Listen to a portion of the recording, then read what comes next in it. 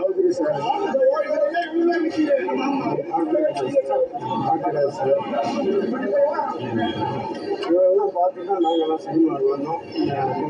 Chowdhury sir, நான் ஒரு வச்சு டைரக்ட் பண்ணல, ஒரே ஒரு படம் வந்து டைரக்ட் பண்ணுறதுக்கு சான்ஸ் கிடைச்சது. அதாவது சுயம்பரம்னு ஒரு படம், 24 மணி நேரம் இதில் எடுக்க வேண்டிய ஒரு படம்.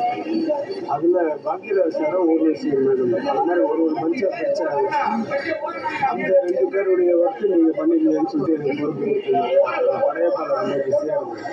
இருந்தாலும் அதெல்லாம் இது பண்ணிட்டு ஸ்கிரீன் எல்லாம் 2-3 நாளில் படிச்சு அது வந்து மற்றவங்கலாம் 7 to 7 டைம் இருந்தது. நான் 7 o'clock ஆரம்பித்தேன்.